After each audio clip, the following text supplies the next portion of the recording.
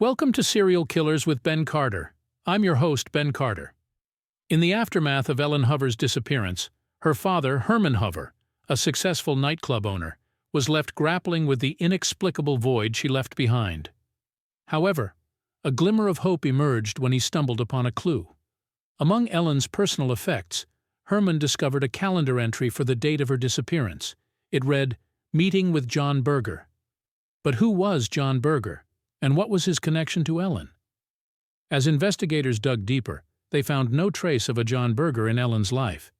It seemed as if he was a ghost, a figment of the imagination. But his name was there, written in Ellen's hand, suggesting a planned encounter. The mystery of John Berger would only deepen over time. He was not a friend, not a co-worker, and certainly not a family member. His existence seemed solely tied to the date of Ellen's disappearance. It was as if he had emerged from the shadows for this singular purpose and then vanished without a trace. In their relentless pursuit of answers, investigators uncovered an unsettling fact. John Berger was an alias, a cloak used by a man who was no stranger to deception. This man lived in the shadows, adept at manipulating his identity to suit his sinister purposes. His real name was Rodney Alcala. Alcala, a man with a chilling past, was already on the radar of law enforcement. He had a history of violent behavior and sexual offenses that painted a disturbing picture. His name was linked to a string of heinous crimes across the country, crimes that bore a striking resemblance to Ellen's case. Born in San Antonio, Texas in 1943, Alcala's early life was fraught with trouble. His father abandoned the family when Rodney was just a young boy, a trauma that left a profound impact on him. As he grew older, his behavior grew increasingly erratic and dangerous. He was reported to have an exceptionally high IQ, a trait he exploited to manipulate those around him with chilling precision. By the time Ellen Hover disappeared in 1977, Alcala was living in New York under the pseudonym John Berger. He was working as a typesetter for the New York Times, a position that provided a veneer of respectability. Beneath this facade, however, lurked a predator, a man capable of immense cruelty and deception. The connection between Ellen Hover and Rodney Alcala was a terrifying revelation. It suggested a chilling possibility that Ellen may have been a victim of this ruthless predator. But without concrete evidence, this remained a theory, an unconfirmed link in a chain of unspeakable crimes. As the investigation moved forward, the task of unmasking Alcala and uncovering the truth about Ellen's disappearance would become a race against time. A race that would lead investigators down a dark path, deep into the psyche of a serial killer. A journey into the heart of darkness where the line between predator and prey becomes terrifyingly blurred. The year was 1977, and New York City was a metropolis on the edge. The metropolis was in the throes of a fiscal crisis, with crime rates soaring and a sense of unease permeating the streets. The city was a study in contrasts, glamorous and gritty, thriving yet troubled. Amid the pulsating disco music, the glitz of Studio 54, and the burgeoning punk scene, a darkness was spreading, an undercurrent of fear that was palpable. Ellen Hover's disappearance was not an isolated incident. Women in the city were going missing at an alarming rate. Their stories filled the news, each one a chilling echo of the last. Fear was becoming an everyday part of life, a grim reminder of the dangers lurking beneath the city's bright lights. The Greenwich Village neighborhood where Ellen lived was a vibrant enclave, known for its bohemian spirit and artistic community. A place where poets, musicians, and artists thrived, it was also a place where darkness could hide in plain sight. Amid the hustle and bustle of this tightly knit community, it was all too easy for someone to disappear unnoticed. In this atmosphere of fear and uncertainty, Rodney Alcala moved like a phantom. His ability to blend into the background, to appear as just another face in the crowd, was part of what made him so dangerous. He was a chameleon, effortlessly adopting new identities and manipulating others with his charm and intelligence. In the late 1970s, the social climate was changing. Women were asserting their independence, challenging societal norms, and demanding their rights. Yet this newfound freedom also made them vulnerable. It was a time of liberation and danger, a time when women like Ellen could be targeted by predators who exploited their trust and their openness. Alcala, under the guise of John Berger, presented himself as a kind, charming gentleman, a stark contrast to the violent predator lurking beneath the surface. His job at the New York Times gave him an air of credibility, a cloak of respectability that he used to his advantage. It was this facade that allowed him to ensnare his victims, to draw them into his web of deception. Against this backdrop, the hunt for Ellen's abductor gained urgency. The realization that they were dealing with a serial predator sent shockwaves through the law enforcement community. They were not just searching for a missing woman, but battling against a monstrous evil that lurked in the shadows of the city they were sworn to protect. The race was on to stop a predator who had so far managed to stay one step ahead of them, hidden in the shadows of the teeming city. Ellen Hover was the first known victim of Rodney Alcala, but she was far from the last. In the years that followed her disappearance, more young women would be drawn into Alcala's web of deceit and violence. Jill Barkham, a 19-year-old New Yorker who had recently relocated to Los Angeles, was found in the Hollywood Hills in November 1977, her body showing signs of horrific abuse. She had been strangled, bludgeoned, and sexually assaulted. Then there was Georgia Wickstead, a 27-year-old nurse, found in her Malibu home in December 1977, subjected to a similarly brutal fate. The year 1978 brought more victims. Charlotte Lamb, a 32-year-old legal secretary from Santa Monica, and Jill Parenteau, a 21-year-old from Burbank, were found in separate incidents, both strangled and sexually assaulted. And Robin Samsoe, just 12 years old, disappeared from Huntington Beach in June of 1979. Her remains were discovered in a remote mountain area a few days later. Each of these women had their own lives, their own dreams, and their own stories. They were daughters, sisters, and friends, and each of them crossed paths with Rodney Alcala, their lives brutally cut short. The exact number of Alcala's victims is unknown, but estimates range from 8 to more than 100. The circumstances surrounding the initial attacks were chillingly similar. Alcala would approach his victims, usually under the guise of being a professional photographer. He would offer to take their pictures, luring them in with promises of a modeling career or simply the excitement of being photographed. Once he had gained their trust, he would strike, raping, torturing, and ultimately killing them. These attacks were not random acts of violence. They were carefully planned, meticulously executed. Alcala would often keep souvenirs from his victims, a grim collection of earrings, photographs, and personal items that served as a macabre trophy of his crimes. Each victim's story added a new layer of horror to Alcala's spree of violence, painting a horrifying portrait of a man who was able to hide his monstrous nature behind a mask of charm and charisma. And with each new victim, the urgency to stop this predator intensified. But Alcala, always able to blend into the crowd, remained elusive, leaving a trail of victims in his wake. As the body count rose, law enforcement agencies began to connect the dots. The similarities in the cases were too striking to ignore. The victims were all young and attractive women, all strangled and all bearing signs of sexual assault. There was a haunting consistency in the modus operandi. The predator would charm his victims with his photography ruse before subjecting them to untold terror.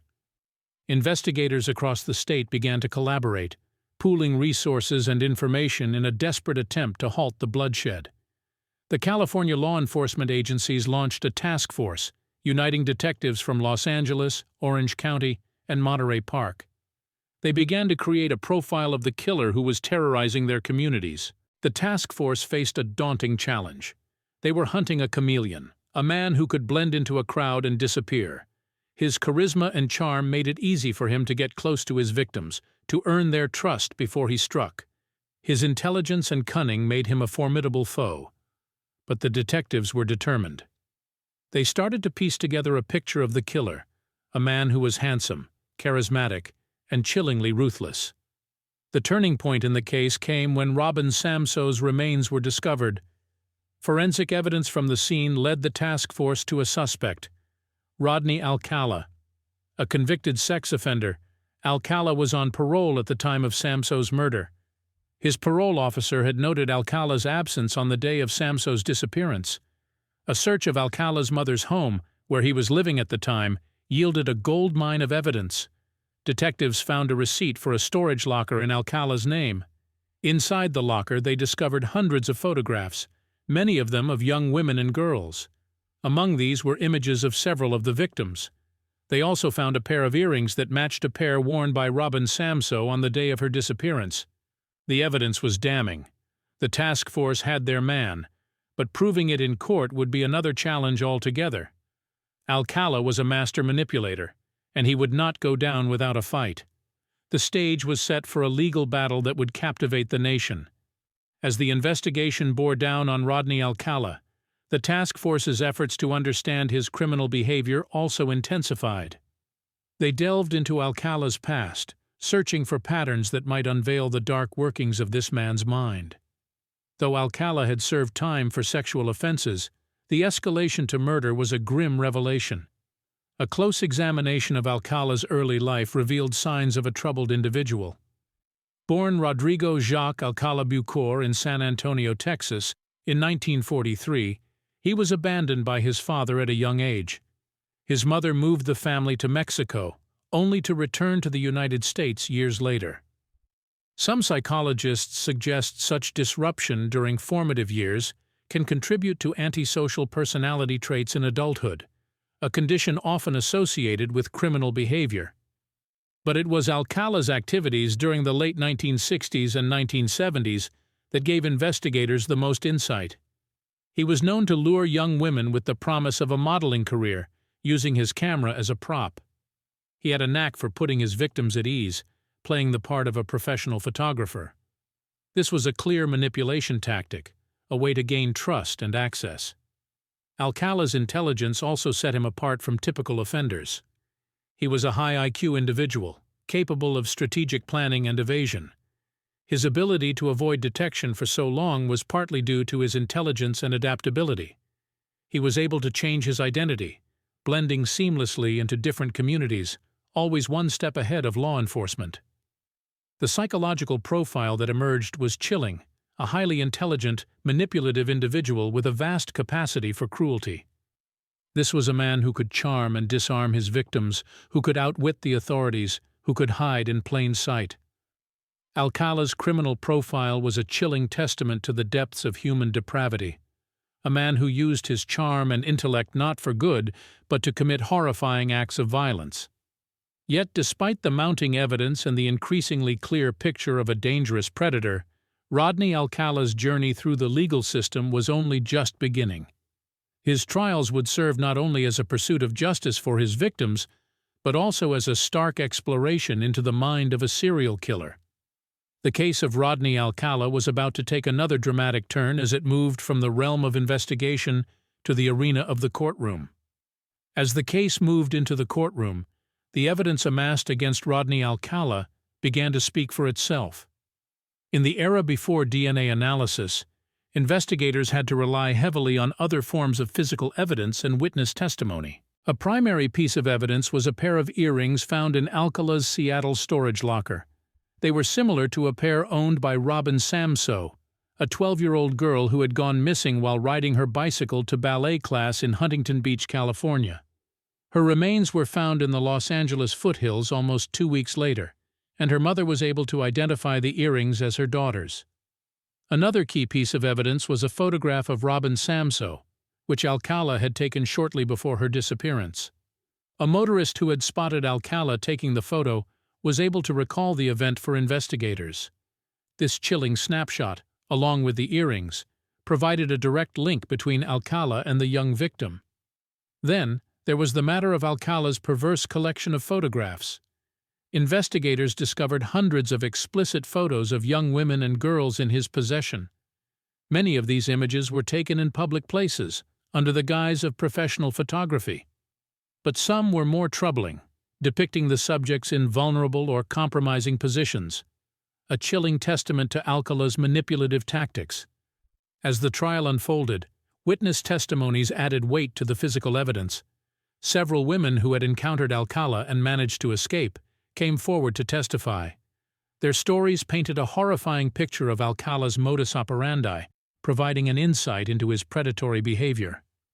While the circumstantial and physical evidence against Alcala was compelling, it was the advent of DNA analysis that ultimately sealed his fate. As forensic science advanced, investigators were able to re-examine evidence from the crime scenes. In 2005, almost 3 decades after the murders, DNA from Alcala's saliva was matched to genetic material found at the crime scenes of 2 of his victims, providing the final irrefutable link between Alcala and the brutal killings he had long evaded responsibility for. This groundbreaking forensic evidence, coupled with the physical evidence and witness testimonies, was instrumental in securing Alcala's conviction. The arrest of Rodney Alcala in 1979 triggered a media frenzy. The public was both horrified and fascinated by the unfolding revelations of his crimes. As the gruesome details were laid bare, the courtroom atmosphere was charged, a palpable mix of fear, disgust, and anticipation for justice. The media dubbed him the dating game killer, a moniker that stuck, forever linking him to his chilling TV appearance. The first trial began in 1980 for the murder of Robin Samsoe. The prosecution built their case on the damning physical evidence and the chilling photograph of the young victim. The jury was shown the earrings found in Alcala's storage locker, the same ones Robin's mother identified as her daughter's. The photograph, taken moments before her abduction, was presented, leaving an indelible image in the minds of those present in the courtroom. However, Alcala's defense was crafty. His attorney argued that the earrings had been planted by the police and suggested that the photograph was taken at a different time. Despite these claims, the jury found Alcala guilty of first-degree murder, resulting in a sentence of death. The courtroom erupted with a collective sigh of relief. Justice, it seemed, had been served. But this was not the end. In 1984, the California Supreme Court overturned Alcala's conviction, citing that the jurors had been improperly informed of his prior sex crimes. The case was retried in 1986, again resulting in a death sentence. Yet, in a startling turn of events, this sentence too was overturned in 2001, due to a technicality during the trial. Finally, in 2010, Rodney Alcala stood trial for a 3rd time. This time, however, it was not only for the murder of Robin Samsoe, but for the murders of 4 other women as well. The addition of the new DNA evidence, along with a staggering number of graphic photographs discovered in Alcala's possession, painted a horrifying picture of a serial killer. Alcala, who chose to represent himself, cross-examined witnesses, even questioning the mother of one of his victims in a chilling courtroom moment. Despite his attempts to manipulate the proceedings, the jury found him guilty of all charges. He was sentenced to death for the 3rd time, giving a semblance of closure to the families of his victims. Public reaction was a mix of relief and lingering horror. The protracted legal battle had kept the gruesome details of Alcala's crimes in the public eye for decades, highlighting the dark underbelly of American society. But with his final conviction, the chilling saga of the dating game killer seemed to have reached its end. As we delve deeper into the life and mind of Alcala, we find a disturbing picture of a man driven by a dark and twisted psyche. According to several psychologists who studied Alcala's case, his behavior patterns strongly hint towards antisocial personality disorder, a condition characterized by a long-term pattern of disregard for, or violation of, the rights of others. Early in his life, Alcala showed signs of a turbulent childhood. Born in Texas in 1943, his father abandoned the family when Alcala was only 9 years old. This abandonment, experts suggest, could have been a catalyst for the development of pathological personality traits. In 1968, Alcala was diagnosed with a severe antisocial personality disorder by a military psychiatrist, following an incident where he had a breakdown in the Army and went AWOL for a brief period. This diagnosis was later confirmed by a prison psychiatrist after Alcala's first arrest in 1971. The evidence of Alcala's preference for torturing his victims suggests a desire for control and dominance, a common trait in individuals suffering from antisocial personality disorder. The sadistic pleasure he appeared to derive from the suffering of his victims indicates a severe lack of empathy, another hallmark of the disorder. His decision to represent himself in court, cross-examining witnesses, and even the mother of one of his victims, showcases his manipulative tendencies, a characteristic often associated with psychopathy, a more severe form of antisocial personality disorder. Attempts have also been made to link Alcala's criminal behaviors to his childhood. Some psychologists point to the trauma of paternal abandonment as a possible root cause of his violent tendencies. This early life stressor could have distorted his perception of relationships and intimacy, leading to a warped understanding of love and affection. However, these analyses are merely hypothetical. Diagnosing someone retrospectively is fraught with complexities, and it's impossible to definitively say what drove Alcala to such horrifying acts of violence. What remains clear is that his dark and troubled mind was the breeding ground for some of the most chilling crimes in American history. Despite the numerous attempts to understand Alcala's motivations and psyche, the man himself remained an enigma, leaving us with more questions than answers about the nature of evil and the human capacity for cruelty. The conclusion of Rodney Alcala's case sent shockwaves through the communities he had terrorized. A palpable sense of relief washed over families and law enforcement as the chilling saga of the dating game killer came to an end. But while the courtroom drama ceased, the aftermath of Alcala's reign of terror continued to reverberate. For the survivors and the families of Alcala's victims, the end of the trial marked the beginning of a long journey towards healing. Some found solace in the conviction and sentencing of the man who had caused them so much pain. For others, the trauma of their encounters with Alcala, the loss of loved ones, and the media frenzy that followed were wounds that would take decades to mend. The media played a significant role in shaping Alcala's legacy. His arrest and the subsequent trials were followed by a flurry of newspaper articles, television specials, and documentaries. The moniker, "The Dating Game Killer," was coined by the press, a chilling reminder of Alcala's disturbing appearance on the popular TV show amidst his killing spree. This media attention, while sometimes sensationalist, brought national awareness to Alcala's heinous crimes and highlighted the importance of continued vigilance in the fight against such atrocities. The enduring impact of Alcala's reign of terror was also felt in the field of criminal justice. The case was a stark reminder of the challenges in identifying and apprehending serial killers. It underscored the critical importance of interagency communication and collaboration in solving such complex cases. The diligent work of detectives and forensic scientists was instrumental in bringing Alcala to justice, leading to advancements in investigative techniques and forensic science. As the years passed, Alcala's case continued to be a subject of study for criminologists, psychologists, and true crime enthusiasts alike. His chilling story, the complex psychological profile, and the gruesome nature of his crimes have been the subject of numerous books, documentaries, and academic studies. These examinations of Alcala's life and crimes offer valuable insights into the mind of a serial killer, aiding in the ongoing efforts to understand, prevent, and respond to such heinous acts. In the wake of the dating game killer, communities were forever changed, survivors were left to rebuild, and a nation was left grappling with the reality of the evil that had been hiding in plain sight. The legacy of Rodney Alcala remains a haunting reminder of the darkness that can lurk beneath the surface, a chilling testament to the depths of human cruelty. And yet, despite the vast amount of attention and scrutiny Alcala's case has received over the decades, there remain unanswered questions that add an extra layer of chilling intrigue to an already horrifying tale. One of the most significant of these lies in the hundreds of photographs found in Alcala's storage locker after his arrest. Investigators discovered over 1,000 images, many of which depicted young women and boys in candid and often compromising positions. The haunting question that remains is, who are these people? While some have been identified as Alcala's victims, the identities of the majority remain unknown. It's a chilling thought that there may be more victims of Alcala's violent spree, their stories untold and their fates unknown.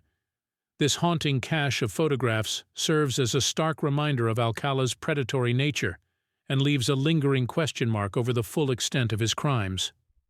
There is also the question of Alcala's true motivations. Despite extensive psychological profiling and Alcala's own testimonies, the complete understanding of why he committed such horrendous crimes remains elusive. Some theories suggest a twisted desire for control or a deeply rooted hatred towards women, while others point to a sadistic pleasure in causing pain. But the stark truth is that we may never truly comprehend the motivations of a man like Alcala. The case of Rodney Alcala serves as a stark reminder of the depths of human depravity. It forces us to confront the unsettling reality that evil can exist in the most ordinary of places, hidden beneath a veneer of charm and normalcy. This chilling tale underscores the critical importance of constant vigilance, of never taking appearances at face value, and of the relentless pursuit of justice for victims of such heinous crimes. As we reflect on Alcala's reign of terror, it is important to remember the lives that were brutally cut short, the survivors who bravely stood up to share their stories, and the tireless efforts of those who worked diligently to bring Alcala to justice. The legacy of Rodney Alcala is indeed a haunting one, serving as a grim testament to the darkest corners of the human mind. The enduring impact of his crimes continues to resonate, a chilling reminder of the evil that can lurk in the shadows, forever prompting us to question, to investigate, and to seek the truth. Thanks for listening. This has been Serial Killers with Ben Carter.